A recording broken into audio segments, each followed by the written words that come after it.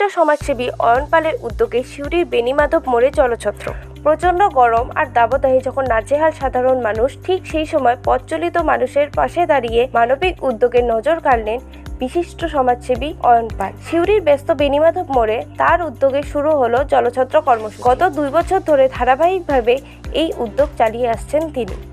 এদিন সকালে হনুমান মন্দিরে পুজো ও প্রার্থনার মধ্য দিয়ে জলছত্রের শুভ সূচনা করা হয়। এরপর রাস্তা দিয়ে যাতায়াত করা সাধারণ মানুষ, রিক্সা চালক, শ্রমিক, বাইক আরোহী থেকে শুরু করে বিভিন্ন শ্রেণীর পথচলিত মানুষদের হাতে তুলে দেওয়া হয় ঠান্ডা শরবত। তীব্র দাবদাহে 1 গ্লাস ঠান্ডা শরবত পেয়ে অনেকের মুখে ফুটে ওঠে স্বস্তির হাসি।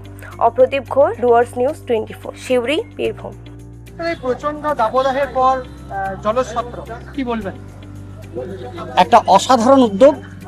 আর এটা সত্যি অয়ন যখন আমাকে ডাক দিল, আমার এই ছাত্র খুব গর্বে বুকটা ভরে গেল। এত পথচারী এই প্রচন্ড গরমের মধ্যে যে হৃদয়ের মধ্যে শীতলতা, একটা অনবদ্য এবং খুব ভালো একটা স্টেপ।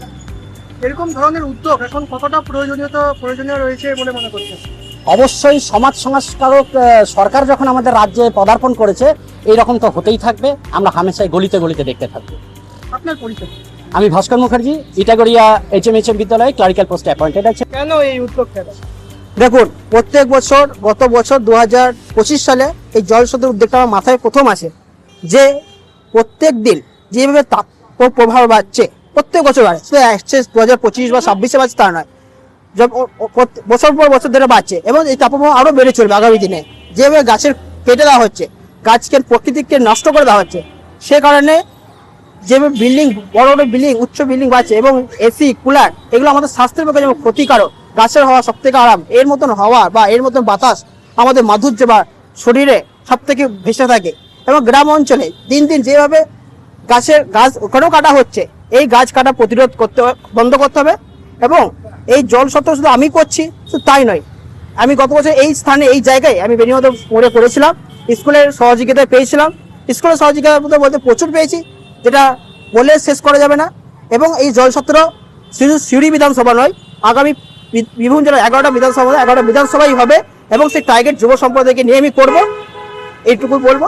এই ব্যয়ভার কে বা কারা বহন করছে? দেখো, ব্যয়ভারের কিছু বড় বড় ব্যবসায়ীরা দিচ্ছেন এবং তার সাথে কিছু বিশিষ্ট জনের মানুষরাও দিচ্ছেন এবং কিছু আমাকেও দিতে হচ্ছে। তাছাড়া এত বড় প্রোগ্রাম, বীরভূম জেলার মধ্যে সিউড়ি বিধানসভা, সিউড়ি একটা মূল শহর কেন্দ্রে, তো এই শহরকে এত বড় মানুষকে সরবরাহ করা হচ্ছে, এটা অনেকটাই। জলছত্রের পেছনে কাদের অবদান রয়েছে? দেখো না, এখানে আমার যুব সম্প্রদায়ের যেসব ছেলেরা আছে, আমার সঙ্গে কিছু ছেলে আছে যারা নতুন যুক্ত হয়েছে, তাদের সহযোগিতা এবং কিছু মাস্টার মতোদের কিছু শিক্ষক প্রফেসরদের সহযোগিতায় এই কাজ আমি করছি। আপনার পরিচয়? আমার নাম অয়ন পাল, আমি একজন সমাজসেবী। যেভাবে দৈনন্দিন দিনে তাপপ্রবাহ বাড়ছে, তারপরে এরকম একটা জলছত্র, কি বলবেন? খুবই ভালো একটি উদ্যোগ।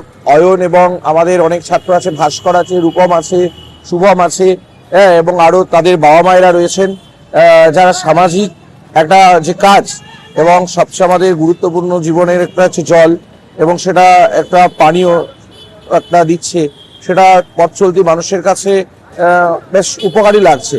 হয়তো সবসময় সবাই জলের বোতল নিয়ে যাচ্ছে না, কিন্তু যেভাবে আমাদের আর্দ্রতা বেড়েছে এবং আমাদের অস্বস্তি বেড়েছে, তার মধ্যে এরকম একটি সামাজিক কাজ সত্যি প্রশংসনীয়।